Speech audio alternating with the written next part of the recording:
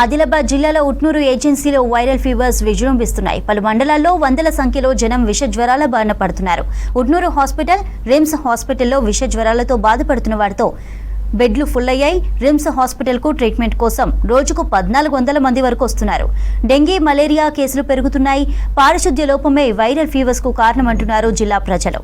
వ్యాధుల నియంత్రణలో వైద్య ఆరోగ్య శాఖ నిర్లక్ష్యం చేస్తోందని విమర్శిస్తున్నారు.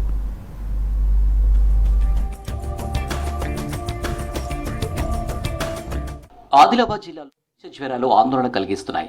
నార్నూర్, సిర్పూర్, జైనూర్, కెరమెరి, ఉట్నూర్, గాదిగూడ, ఇంద్రవెల్లి మండలాల్లో విష జ్వరాల బారిన పడుతున్నారు గిరిజనులు. ఉట్నూరు హాస్పిటల్లో రోగుల సంఖ్య క్రమంగా పెరుగుతుంది. అటు రిమ్స్ హాస్పిటల్లోనూ జ్వరంతో బాధపడుతున్న వారితో బెడ్లు నిండిపోయాయి. రిమ్స్ హాస్పిటల్లో సాధారణంగా అయితే 1000 మంది అవుట్ పేషెంట్స్ ట్రీట్మెంట్ కోసం వస్తుంటారు. కానీ ఇప్పుడు 1400 మంది వరకు వస్తున్నారు. వీరిలో వైరల్ ఫీవర్స్తో బాధపడుతున్న వారే ఎక్కువగా ఉన్నారు. పారిశుద్ధ్య లోపమే విష జ్వరాల వ్యాప్తికి కారణమంటున్నారు ప్రజలు.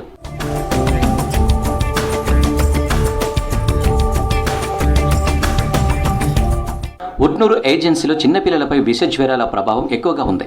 మెరుగైన వైద్యం కోసం ప్రైవేటు హాస్పిటల్స్కు వెళ్తున్నారు గిరిజనులు. ప్రైవేటు హాస్పిటల్లో రోజుకు బెడ్ ఛార్జీలతో పాటు రక్త పరీక్షలు, మందులతో 3000 నుంచి 4000 ఖర్చు అవుతుందని ఆవేదన వ్యక్తం చేస్తున్నారు. బాగా ఇబ్బంది అవుతున్నది. గోళీలు ఇస్తలేదు. మా గోళీలు అప్పుడు ఇచ్చింది, అప్పుడు గోళీలు తిరిగి ఇస్తుండే. బీపీ గోళీలు, జరాల గోళీలు, బయలు గోళీలు అన్ని ఇచ్చిన. ఇప్పుడు గోళీలు ఇస్తలేదు. ఏం చేయాలా? మాకు ఆశ వర్కర్ ఉంటే రాత్రి పగలు కొని పోయి మింగుతాము. ఆశ వర్కర్ లేదు కదా, అదే పరిశాన్. ఇది కూడా తెచ్చి ఇస్తుండే. 30 గోళీలు, కడుపు గోళీలు, జ్వరం గోళీలు ఇస్తుండే. ఈ డాక్టర్లు అయితే కంపల్సరీ క్యాంప్ పెట్టాలా. ఒకసారైనా డాక్టర్లు వచ్చి క్యాంప్ పెట్టి చూసిపోవాలా అని నేను కోరుకుంటున్నాను. రోడ్లు ఇంకా మొత్తం బురద ఉన్నది. మొత్తం మూరం వేసినారు మా వాళ్ళే. అప్పట్లో ఎండాకాలంలో ఎత్తే మొత్తం ఇప్పుడు బురద అయింది. మొత్తం దోమలు అవి ఇవి బాగా ఉన్నాయి సెంటర్లు. జిల్లాలో డెంగీ, మలేరియా కేసులు పెరుగుతున్నాయి. ఈ ఏడాది ఇప్పటి వరకు 2 డెంగీ కేసులు, 4 మలేరియా కేసులు నమోదయ్యాయి. ఇది కేవలం వైద్యారోగ్య శాఖ అధికారిక వివరాలు మాత్రమే. ప్రైవేటు హాస్పిటల్స్, హైదరాబాద్ సహా ఇతర జిల్లాలో ట్రీట్మెంట్ కోసం వెళ్లే వారి సంఖ్య ఎక్కువగానే ఉంది. 1 వీక్ 10 డేస్ నుంచి అయితే నార్మల్ పేషెంట్ల కన్నా కూడా ఎక్కువ మంది వచ్చేస్తున్నారు. ఎందుకంటే వర్షాలు కురవడం వల్ల, ఈ వాటర్ స్టోరేజ్ అంటే గుంతలు వల్ల వాటర్లో స్టోర్ అవ్వడం వల్ల ఈ విష జ్వరాలు వస్తుంటాయి అన్నట్టు. సో ఇప్పుడైతే మాకైతే ఓపీలు చాలా విపరీతంగా పెరిగిపోతున్నాయి. మీరు చూస్తూనే ఉన్నారు. ఐపీలు అయితే చాలా ఎక్కువ ఉన్నాయి. ఒక బెడ్ పైన ఇద్దరిని కూడా అడ్మిట్ చేస్తున్నామండి. మేము అడ్జస్ట్ చేసి అడ్మిట్ చేస్తున్నాం. గతంలో వర్షాకాలం ఆరంభంలోనే అధికారులు ఫీవర్ సర్వేతో పాటు అక్కడక్కడ మెడికల్ క్యాంపులు పెట్టేవాళ్ళు. కానీ ఈసారి వైరల్ ఫీవర్స్ వ్యాపిస్తున్నా ఇలాంటి చర్యలు తీసుకోవడం లేదంటున్నారు గిరిజనులు. స్పెషల్ క్యాంపుల ఏర్పాటు, వ్యాధులపై అవగాహన కల్పించడం, క్లోరినేషన్, శానిటేషన్ పనులు అంతంత మాత్రంగానే ఉన్నాయని ఆరోపిస్తున్నారు. దోమల తెరలు పంపిణీ చేయడం లేదని, కాలువలు క్లీన్ చేయకపోవడం, చెత్తను తొలగించకపోవడంతో దోమలు వ్యాపించి అనారోగ్యం పాలవుతున్నామని వాపోతున్నారు.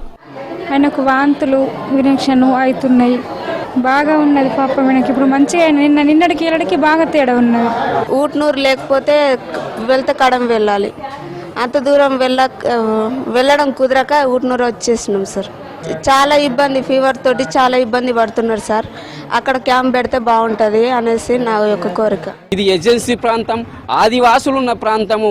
ఆదివాసీ అమాయకులకు ఏం తెలియదు కాబట్టి మీరు దయచేసి ఇప్పుడు చూడండి, ఒక్కొక్క బెడ్ల హాస్పిటల్లో ముగ్గురు ఇద్దరు ఉన్నారు. ఎంత విపరీతంగా ఇంత విష జ్వరాలు అయినాయంటే అది చెప్పలేకుండా పోతున్నాం. వ్యాధుల నియంత్రణను వైద్యారోగ్య శాఖ నిర్లక్ష్యం చేస్తుందని ఆరోపిస్తున్నారు జిల్లా ప్రజలు. పారిశుద్ధ్య సమస్యతో అనారోగ్యం పాలవుతున్నా ఎలాంటి చర్యలు తీసుకోవడం లేదంటున్నారు. అధికారులు స్పందించి విష జ్వరాల వ్యాప్తిని అరికట్టాలని డిమాండ్ చేస్తున్నారు.